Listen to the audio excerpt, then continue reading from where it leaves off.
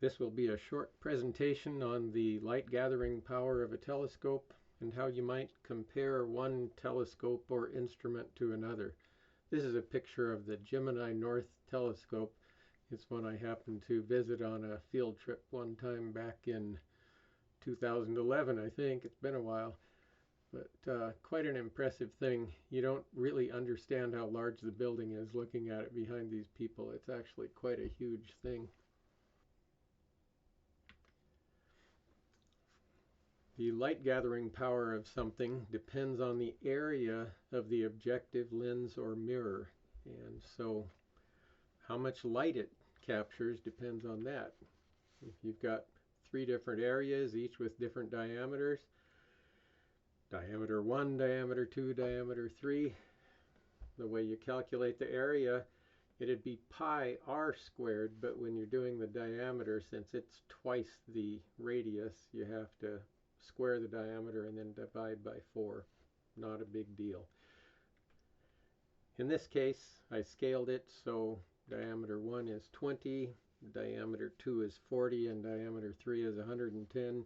These are arbitrary units. They could be anything. Probably not going to be meters. We don't have any telescopes 110 meters in size yet. But we rarely calculate the areas. Instead, what we'll do is ask, how much better is the light gathering power of instrument 2 than instrument 1? And so we'll do just a comparison of their areas. You take area 2 divided by area 1. I usually just do the bigger divided by the smaller. And it's pi times diameter 2 squared over 4 divided by pi times diameter 1 squared divided by 4. And they're always going to be circular, and so you'll always have the pi and the 4, and they just divide out. And you're left with diameter 2 squared over diameter 1 squared, or you can simplify that to d2 over d1. And in this case, that's just going to be 40 over 20 quantity squared. And you can do that in your head. 40 over 20 is 2, and 2 squared is 4. So instrument 2, or something with that area, is going to have 4 times the light gathering power of instrument 1. Remember, the diameters will have to be squared here. So let's consider instrument 3.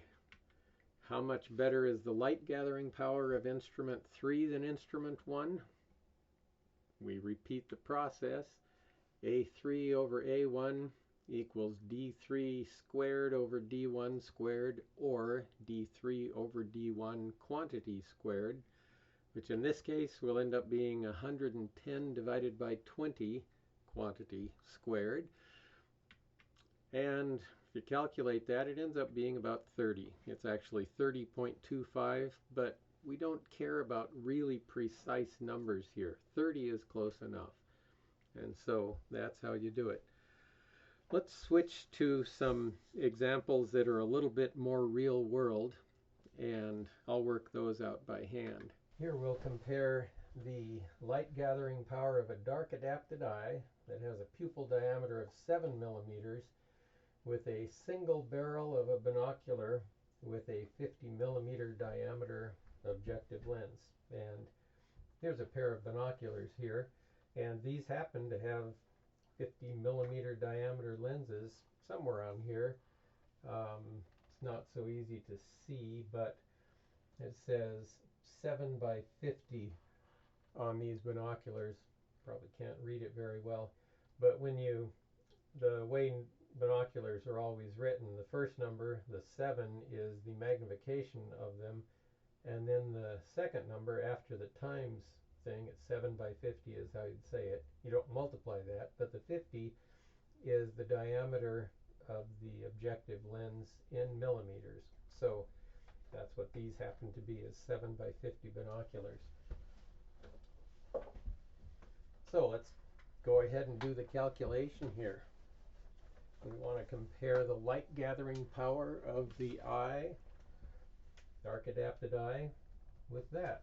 And I always take the big diameter on top, D big, divided by D small, And for light gathering power, I always have to square it.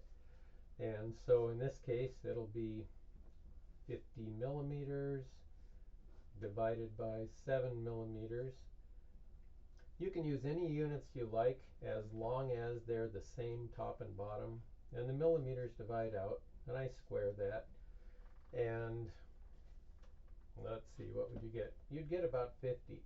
Okay, 50 divided by 7 is about 7, a little more than 7. When you square it, you'll get 49 or a little bit more than that.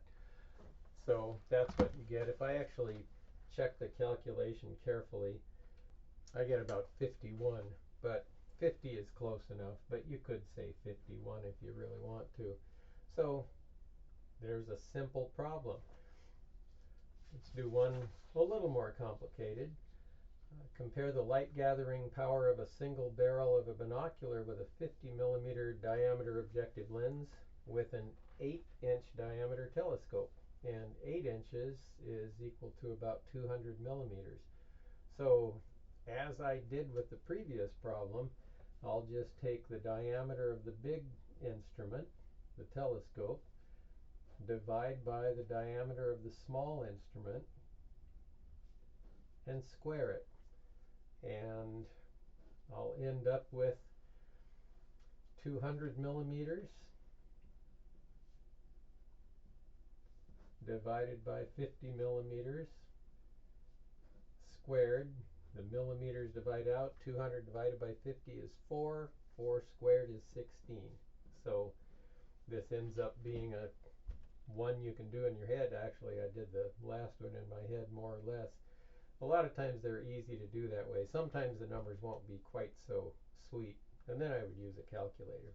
So there's another one. One more example.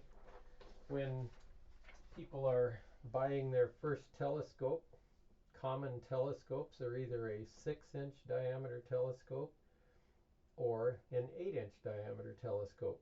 And something you might want to think about when you're doing that is, how do the light gathering powers of the two compare? So 6-inch or an 8-inch. In this case, I'm not going to do any unit conversion because I have both diameters in inches and they'll divide out. So again, I take D big over D small, just comparing the diameters, square it, and I'll have 8.0 inches divided by 6.0 inches, and the inches divide out, squared. And in this case, let's see, you'd have 64 divided by 36. I'll actually do that on a calculator because it's not going to be a perfect number, but 64 divided by 36, square that, it's about 1.8. So that 8-inch diameter telescope has almost twice the light gathering power of the 6-inch diameter telescope. Doesn't seem like a big change, but this would let you see fainter things. So you might want to go with the 8-inch diameter telescope, although you have to carry that around. So maybe it would be more convenient to go with the 6-inch scope. It's just up to personal preference. You might ask to see someone's and pick up the two scopes and see which one you like to carry more. Okay, that's light gathering power. Depends on the square of the diameter. And when we're comparing things, the pi and the 4 don't matter.